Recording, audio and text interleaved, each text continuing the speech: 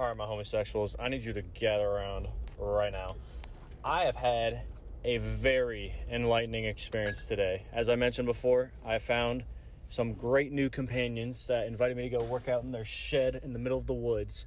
And of course, I said yes without batting an eye, because who wouldn't? It is so hard to find any Olympic weightlifters right now in any public gym. So the fact that I have this little source of fun positivity and people that want to do the same shit as me is so much fun. It's great. So I'm going to keep running it. But I thought I was going to come in today and throw some sick, nasty weights, some absolute funky PRs, and no.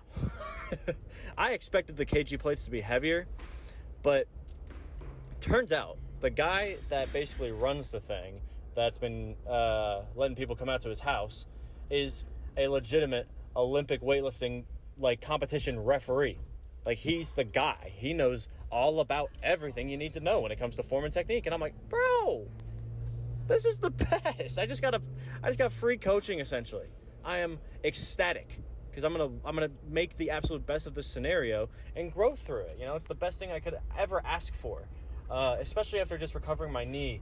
I've come to realize. I talked to the guy that's running it, how they have inspired me today.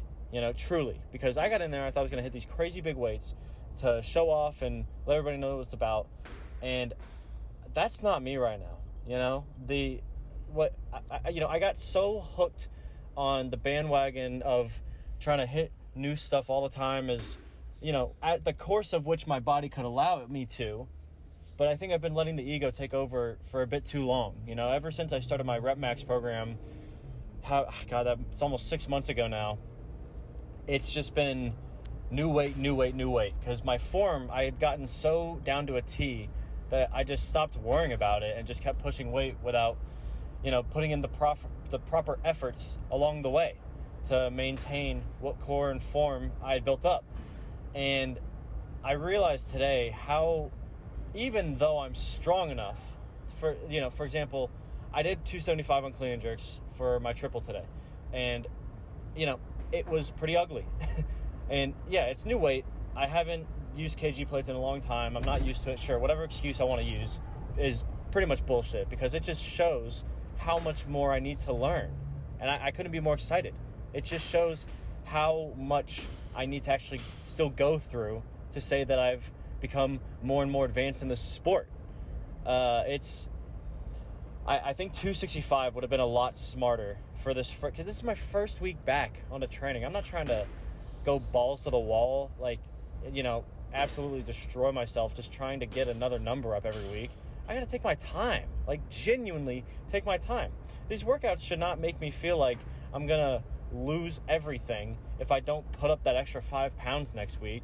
It should just be a matter of, that felt great. The big distinction I made today was, rather than working until hitting maximum effort physically, I need to reach maximum effort as long as the form is as good as I can withstand it, It's if you saw my last clean and jerk day, my front squats, I was bending over like a motherfucker because my core isn't strong enough. And now, although I'm strong enough to pick it up, I'm not competing right now. Who am I doing that shit for? I'm not trying to get my front squats that ugly and have these ugly little crunch front squats. I'm trying to keep my core straight, keep my abs vertical, get the work where I can. And forcing my body to that absolute limit is just going to make my bad habits come out more and more along the way. I gotta truly take my time and feel out what would work best. I was so stressed the last time I came in when I was doing my bench press, because I did 275 and I felt like I could do one more, but physically I didn't feel as good as I wanted to. But because I thought that when it comes to my maximum effort, I wanted to just push it that one more, I put myself at a genuine risk of injuring myself again, which is so fucking stupid. I've been through it twice already. I pulled my chest twice in 1 month, and I'm just now getting back on a good path. And I'm not trying to ruin that for the sake of ego. Even if it doesn't feel like ego, because it's still toned down compared to what my old program was when I was rep maxing every single day, every single week minimum. But that doesn't mean it's optimal, even if it's less than what I used to be doing. I got to find a program that makes me feel like I'm putting in that good work every single day without, destroying what my threshold could have been, especially like when I got into my front squats today. In my head, I was like, I can do 315 for 6. I'm strong enough for that. I know that for a fact. And I did 275, and it felt good. Don't get me wrong, but especially with kg plates feeling a bit denser and having the weights rounded up a little bit higher, I'm sitting there and I'm like, is this really worth pushing to 315 when I can already feel that my core is breaking? Something great that the coach told me today was, he looked at me and he's like, well, there's something like training core a little too much. And I was like, motherfucker, don't you look at me like that. But he's right. And I know that. It's just the fact of, I wanted to keep consistent with how much weight I was putting up. When I say it all the goddamn time, the weight really doesn't matter. And I truly do believe that. But sometimes our subconscious minds are going to try to take over and be like, hey man, you're not doing good enough because that shit's not what you used to be doing. And your knees recovered, so why aren't you doing that shit? And I'm like, it makes you overthink everything in a way that just turns into unnecessary negativity. That's kind of the way I would describe it. So I decided to end at, I think it was 175, no, that was clean pulls. It was about 135 kilos. So it's about near like 300, like 295 to 300 range for 6 on front squat. I know I can do that. That's not something that I'm worried about hitting. It's about the fucking purpose behind it. My core felt good. I was driving with a solid upward momentum. And on that 6th rep, as you'll see, it slowed down a hefty bit. So if I were to put 315 on the bar, I would have been going balls to the fucking walls, man. And I'm trying to keep it at, I'm trying to, min-max my strength. You got to put in just enough to put in that effort and grow through your previous limitations, but at a speed that your body can keep up with. And I'm full natural. I don't take anything. I'm just eating chicken nuggets every day, having fun. So if I'm going to keep pushing, going as hard as I can without, the highest level of recovery that a human being can have, then yeah, I gotta slow down a little bit, man. I got 3 weeks of this volume. I can chill out a little bit and enjoy it.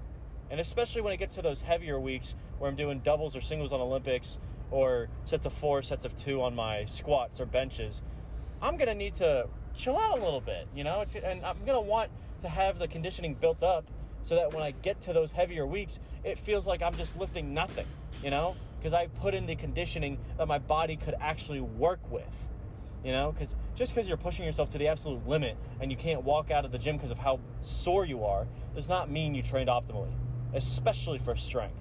If you're trying to be a bodybuilder, then you shouldn't be going over anything too heavy and just doing as many reps as possible at lightweight. That's, because that's how you minimize that injury and keep the bodybuilding going.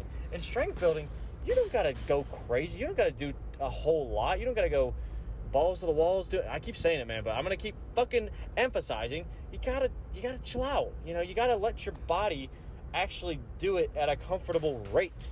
One of the biggest mistakes I see with people who get into strength lifting and then want to keep running on the side because they were like cross country or something, is they'll keep doing their sprints and going super hard on their running because that was what they were passionate about originally, and they don't want to lose any progress while they try something out that's new to their body. And I'm like, dude, you got to start doing some chill ass jogs, because if you keep pushing the way you're pushing, either your knees are going to give out or you're going to make zero progress on either sport. You're going to make the slowest progress you could ever fucking imagine. And once you make that progress, your knees are going to explode, And I got to realize that. Because my core strength used to be fucking spectacular. It used to be through the goddamn roof. And that's just because when I would get injured and I would come back, I would truly take the time to relax, bring it back at a slow, viable rate that my body was happy with, rather than something that my brain was happy with. I know I've mentioned a couple times that you got to make sure you don't let your body, your physical body, take over what you truly need to do, because your body's going to work against you when it starts feeling shitty. But you have to keep that ego in check while also making sure your physical body wants to keep doing it. And I've come to realize that keeping the weight at an optimal, level or percentage, whatever you want to call it, makes the physical body want to lift twice as hard. It keeps you itching for more. And especially with these new like kg plates and bars, they feel way better, but they're making my deficiencies in the lift come out. Like on my cleans today, I was jumping forward on a good couple of them. I didn't really get the good form until right at the end of my top sets, and my core was too weak to triple 275 properly, so it bent forward when I caught it. And when I went for the jerk, sure, I got all my jerks, I locked out my elbows, but at what cost? I'm pushing forward every single rep, and it's making the inconsistencies and the bad habits come out more than I would appreciate. And it's, it takes away from what is truly important in Olympic lifting, and that is the form and the technique, because that'll go so much further than just trying to get that tiny bit of percentage up in your actual physical strength. Something else I learned today. I had never thought about this, but the coach that was there was like, you whip your head a lot when you do your clean pulls. And I'm like, oh yeah, well, I don't have to get underneath it, so I don't really think about it much. And he was like, okay, well, just, it kind of looks like you're shrugging. And I'm like, oh, because like I'm pulling at maximum power, but I didn't really think about that extra unnecessary whip with my full body makes the stress leave my shoulders, or like my arms, and it lets me just kind of shrug it up with the momentum. And I was like, huh. And so when I got to my later sets, I looked straight at the wall, picked something to look at exactly as I would do on a normal clean, and god damn it, I was pulling way more directly than I ever thought that I would be able to. I've never done that, ever, on a snatch pull or clean pull. I've always whipped super fucking hard, and I didn't realize how much I was taking away from my arms. And it makes me realize now that this is probably why I'm cutting my pull a little bit, or pulling a little too fast through my second pull and jumping forward that slight inch or half inch. It's because I'm whipping it too fucking hard. I'm not putting that emphasis into my arms like I need to, especially on my snatches, So that's what I really need to get back into doing better and better every day. But I'm so excited, man. It gets me pumped up. Seeing all these deficiencies has truly inspired me to just take some time.